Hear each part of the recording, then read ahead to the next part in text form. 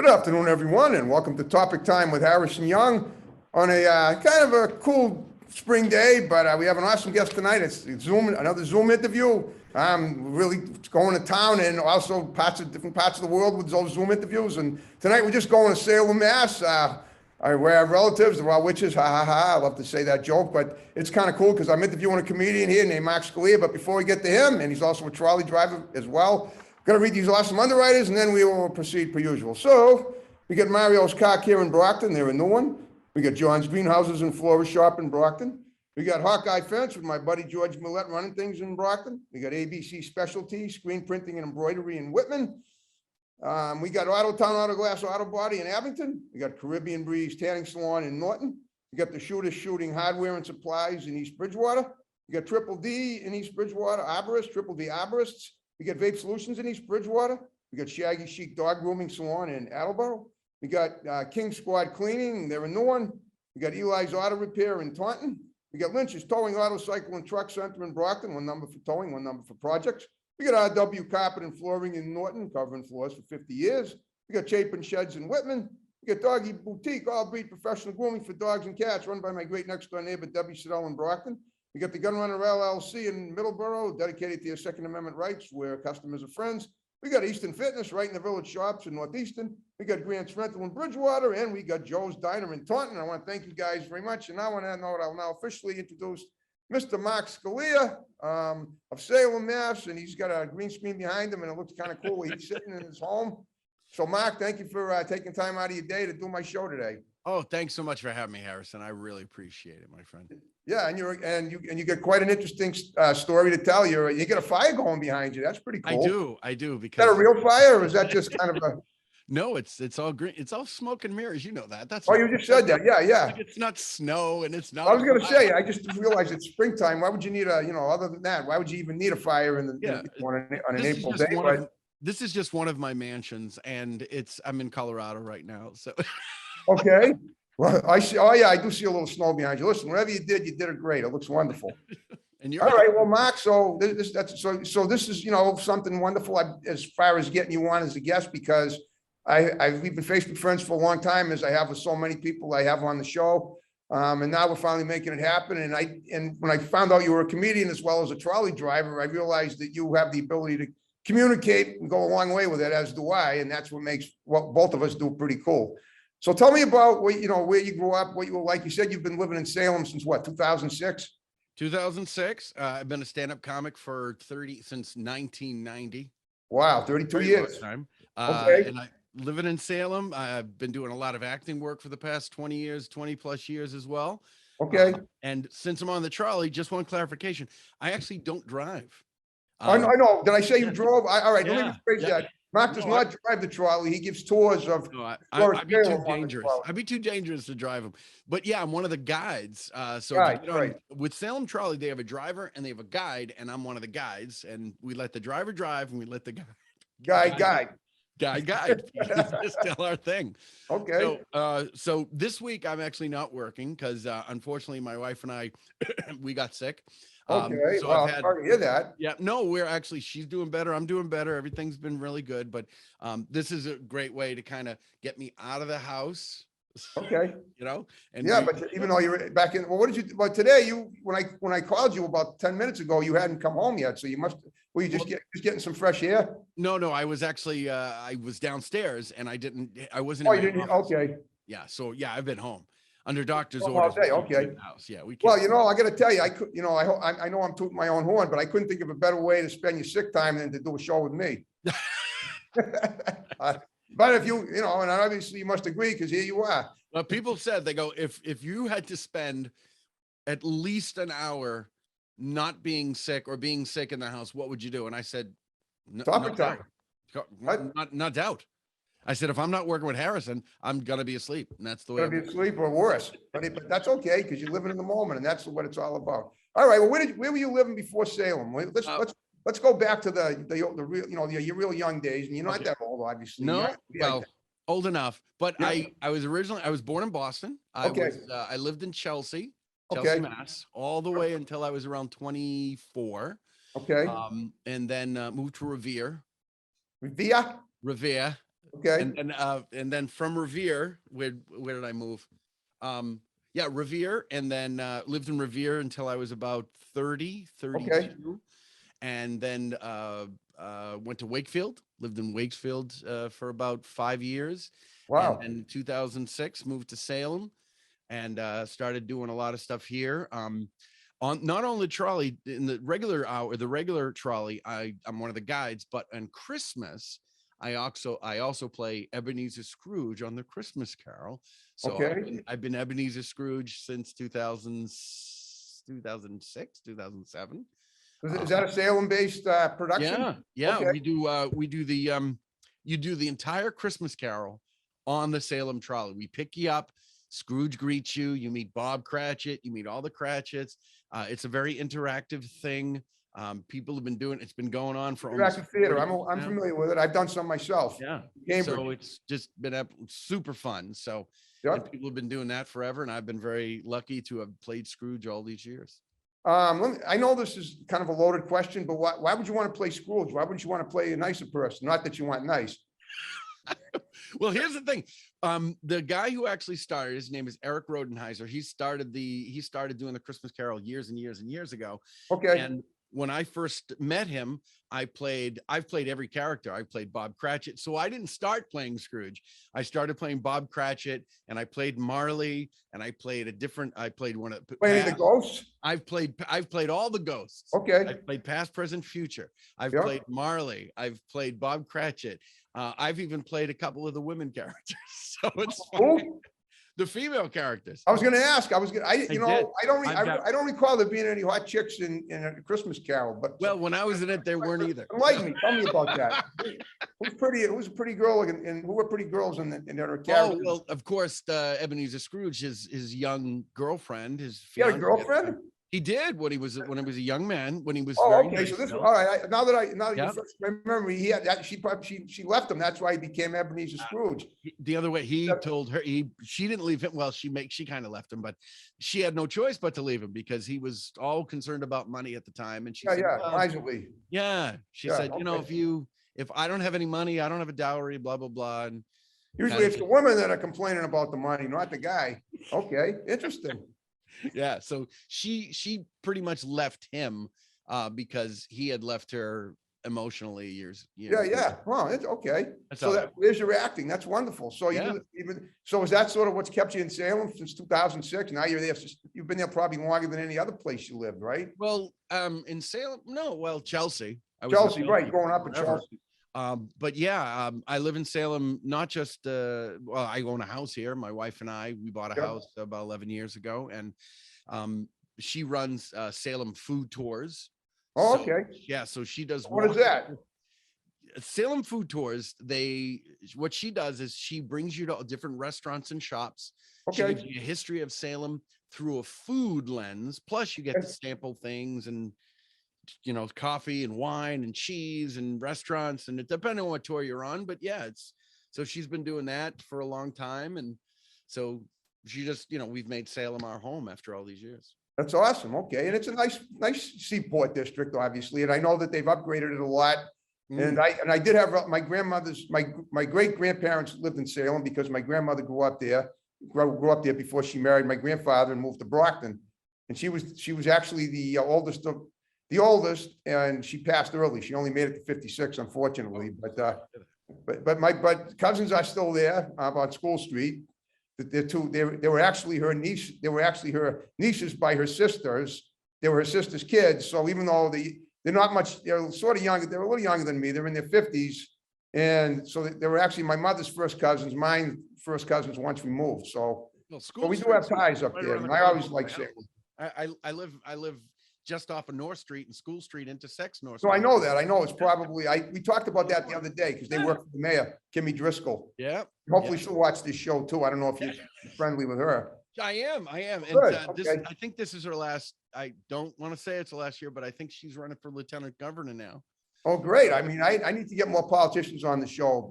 On the other hand, maybe I shouldn't because there's so much dissension among the masses. All right, but let's go back to you. Let's focus on you a little more. So you do trolley guides by day and you do stand-up comedy by night. So tell me about where you've performed. You mentioned you did perform at Giggles, not for a while. Who have you opened up for? Tell me, actually, sort of whatever you can think of. Go ahead. Because I've been doing it for so long. I mean, I've worked with everybody, and I mean literally everybody. Okay. And people always say, "Oh, you're from Boston, you must know Joe Rogan." I go, "Yeah, I used to do colleges with Joe Rogan and Bill Burr and Greg Fitzsimmons and Dane Cook and Lenny Clark too, right? Who? Oh, Lenny. Oh, Lenny. Oh my God. First time I ever met Lenny Clark, he was big. I mean, he was not as physically big, but he was very big. He had a show on Fox. He was doing the Sunday night comic strip. And I met him and I was like 22. And the first time I met him, I was like, "Oh my God, Mr. Clark, nice to meet you." And he goes, "Hey, well, Lenny, what's your name again?" And I go, "It's Mark." He goes, "Mark, good to meet you." And Lenny has been like the nicest guy. He's always been like the nicest guy in the business, and he's doing extremely well. He's had health issues, but he's getting stronger. He's filming a movie. He's been in a bunch of things. But yeah, as far as, I mean, I've performed with, I actually just recently passed Gilbert Gottfried. You performed with Gilbert Gottfried too. Yep. Wow. Gilbert was in this area, and I was actually I worked with him actually on 3 shows. Nice guy, very quiet, very, very different from his stand-up persona. But well, I heard, I just recently heard an interview that Joe Rogan did with him, Gilbert Gottfried. My brother and I were listening to it because my brother has Sirius Radio. You can't get it on regular radio. It's too top, obviously. Yeah. Right, but that was quite an interview. Yeah, and Gilbert was a great guy. And I know. The first time I met Gilbert, I said to him, I go, "Look, I appreciate everything you've done." I said, it's a real pleasure working with you. And I said, "But the funniest thing that you've ever done, in my opinion, is when you were on Beverly Hills Cop." And I don't know if you remember this scene. That's when he plays Sidney Bernstein, and Eddie Murphy comes in. To me, the funniest thing he ever did was Affleck, but he got fired. fired. Yeah, that's even funnier. He was the voice of the parrot from the Geico, not the Geico. I don't know. You're right, but right. Affleck. Yeah, nobody did it like Gilly. Nah. It was like, "Could you do it?" "Yeah, I just did it." Affleck. Yeah, you did all right. All right. Well, so you've worked with all these people. Well. Dane Cook's pretty funny, obviously. Yep. What's that guy's name? Wright. Who's Stephen Wright? What about him? Right. Yeah, you worked with him too? Not a long time. Mark Maron when he was here. Okay. Janine Garofalo when she was here. Oh, you worked with Janine Garofalo. She's one of my faves. Yeah. She's such a hottie too. Here's the thing. I was working with a lot of these people when they were, I hate to say when they were undiscovered. Let's just say that. Okay, well now you're going to be discovered, and you're because you're doing Topic Time. Because of Topic Time. Yeah. Why not? It's like, now this is it. I'm at, I got the fire going. I got it all. I got it all. Tell us. Well, what are you doing currently for entertainment though? Are you still performing? I know you're not well today, but I mean, always doing stand up. Okay. My schedule, if anybody ever wants to see me, you can go to markscalia.com. My schedule's up there. I just renovated my website. It's all brand new. It tweaks.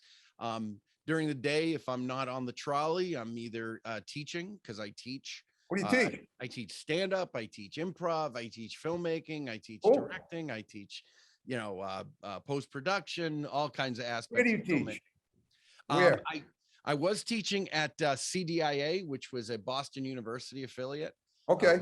Teaching their the film and television program. They were out of Waltham. Yep. But now I just right now I'm doing a lot of private stuff, private tutoring. They call it private tutoring, but it's whatever. Oh, all right. So you're pretty well in demand around here for for people's purposes for learning important things. You just mentioned film production. Now you do editing. You do film editing too. Or do you produce films as well? Yeah, I've been very lucky because when I first started acting about 20 plus years ago. I got, because I had the 10 years of stand-up already, it kind of gave me a nice head start. And then I went literally from acting to starting to direct and filmmaking. And then I went into teaching probably 5 years, 6 years after that. But I've made my own films. I've made about 4 of my own films. Cool. I've directed about probably 10, 12 different projects. Different feature films. I've done background work and a lot of different stuff, commercials, a lot of stuff, local films here and there. It's it's background stuff. So you can probably see me do this. You can't do anything without a great background. I don't care how renowned you are. Well, tell me about, all right, now, how do you select actors and actresses for your films too? When you say you're directing, do you? Yeah, or yeah, the whole process. Right, so casting. you reach out to people to say, I got this film project, you script write too?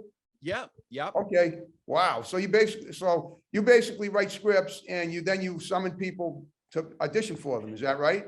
Yeah, because I know so many people in the business already. Yep. And if I write something, be like, I have some local people that might be good for this. And a lot of the projects that I'm doing are kind of low end, low budget anyway. Yeah. Some of them are shorts. Some of them, even for student films, people reach out to me and say, hey, Mark, I've got a project. Do you know anybody? And I can, send them their way. There's a lot of different casting companies that I'm hooked in. Is Boston Casting, CP was CP Casting. I think it's still around. Slade Casting. So yeah.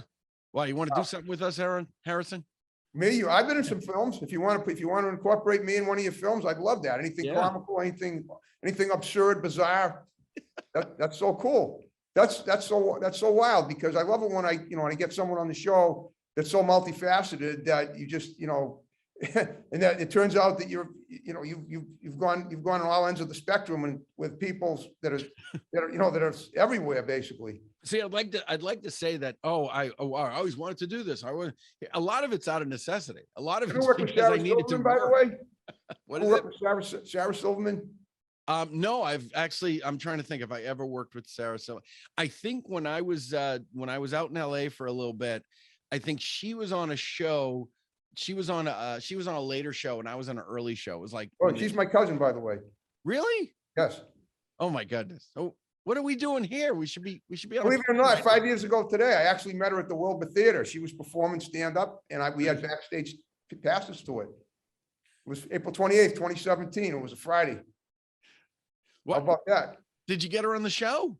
No, and that aggravates me, because she goes to Harlem, and I don't want to go off on it too much. I don't like it. I'll be honest with you. And the reason I mentioned Lenny, the same thing. I don't appreciate it when people think they're too good for my show. I work very hard for my show, and anybody that I interview would be a great guest.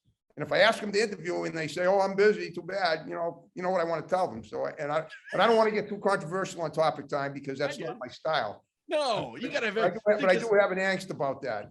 I get it too. I have a podcast, and I've had Great, people. That's awesome. Want me on it sometime? I'd love to. Yeah, I'd love to. But mine's a call-in. It's not a video, so it's even better. I mean, well, it is better. It's great. I mean, to be honest with you, if I could, get my show in to that level where I could just get everyone in the world and his brother and sister to call in, I wouldn't have to, go crazy scheduling people every week. Not that I mind, because it's fun and I'm good at it, and I've been doing it for 12 years. But by the way, I'm going to be on the Harvey Carr show next week. Oh, nice. Yeah, I had an auto mechanic on who does a one day a month thing with Grace Curley. That's his sweet little sidekick that he has her own show now. Yeah. On Mondays, and I'm going to be going to that. They're doing a thing. They're doing an on location shoot there next Friday, and I'm going to be there. I interviewed him in his beautiful home in Hingham, Mass, which is I've never seen. I couldn't believe an auto mechanic could live on 40-acre estate, but he does. So hey, I guess when you're good at something, right? That's it. Yeah. I haven't listened to Howie Carr in forever. He was here in Boston, and then he was on next Friday on May 6th, because what channel I'll be there. Is he on AM or is he on FM? Well, I guess AM is his main squeeze station, 680 WRKO. Yeah. But he has he has some FM affiliates that he uses, because it's in some neighborhoods it comes in clear on FM.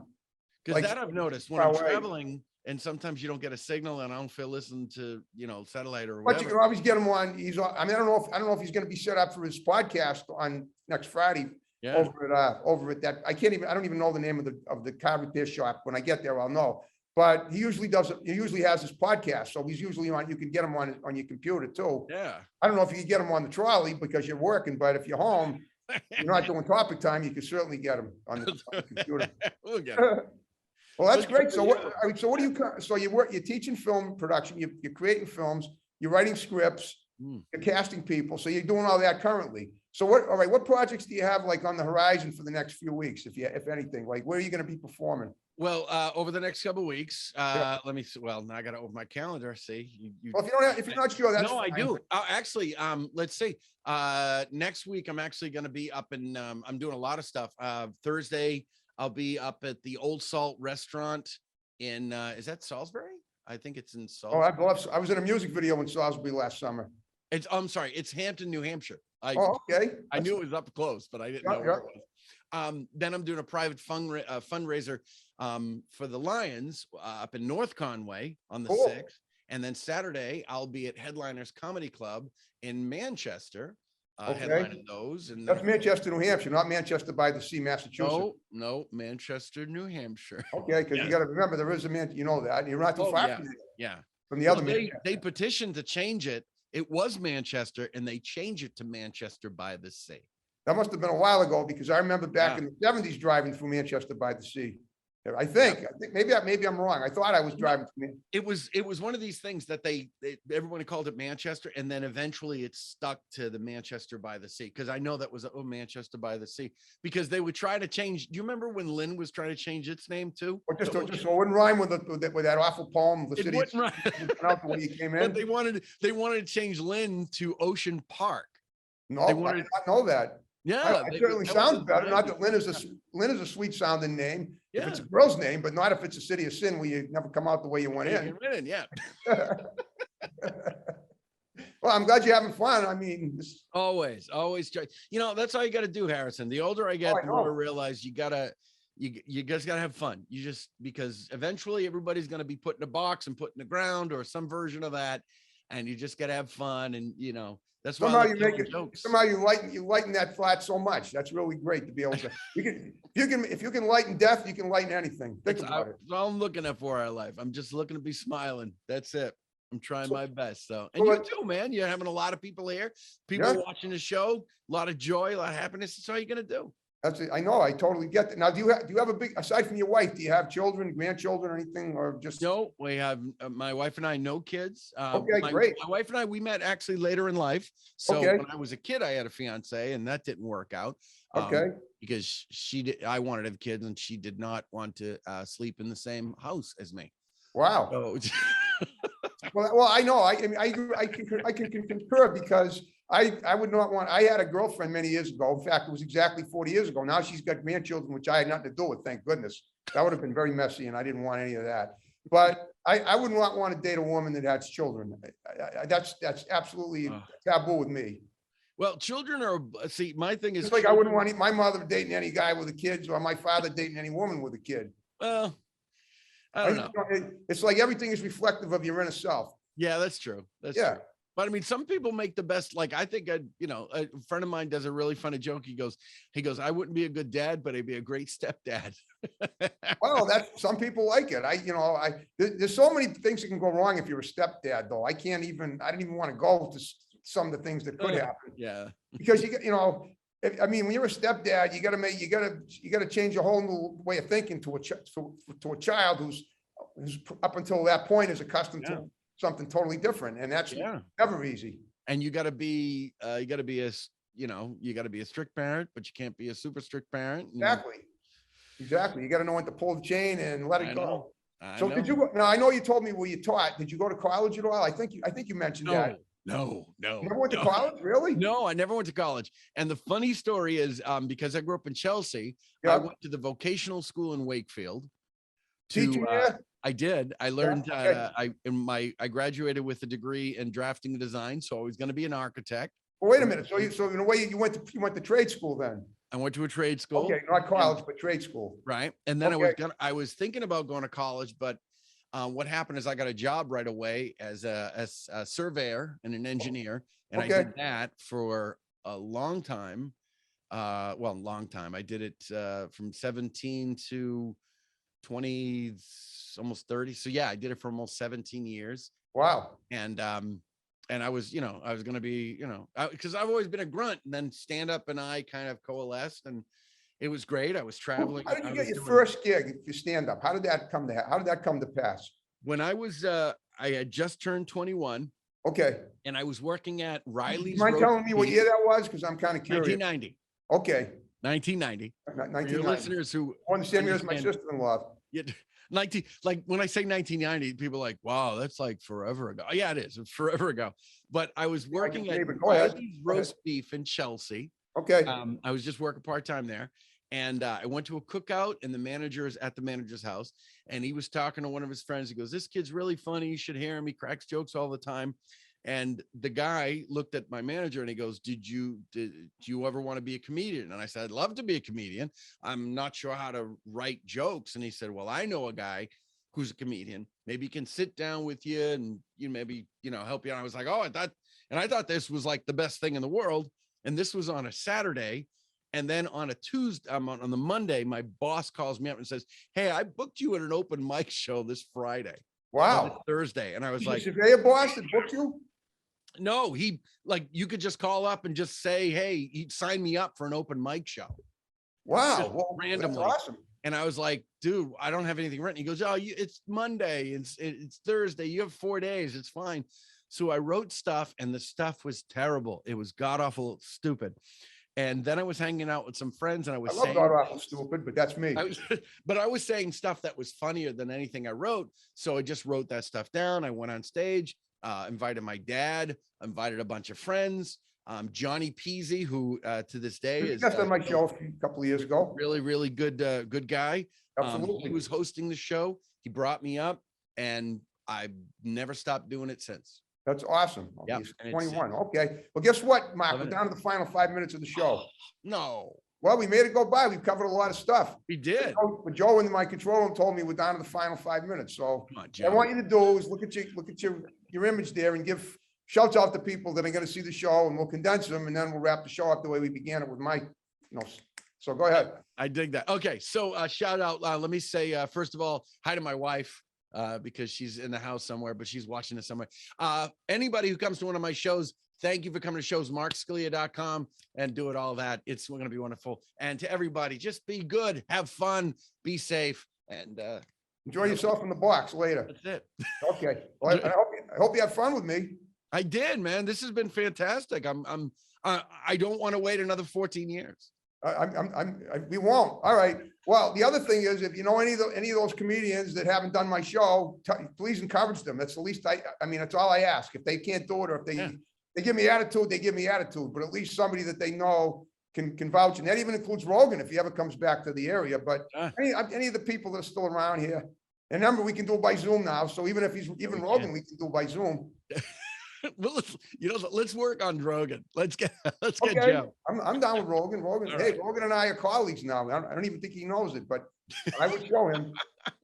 All right. Well, Mark, you did a great job. Before we wrap the show up, I want to ask you a favor. Would you stick around and do pictures for Facebook after we finish? Of course. My production guy, Joe, will help us with the pictures. You okay with that? Sounds good to me. All right. Great job, Mark. All right, folks. Thanks for watching Topic Time. More great episodes to follow. See you next time. Have a good one. Bye-bye.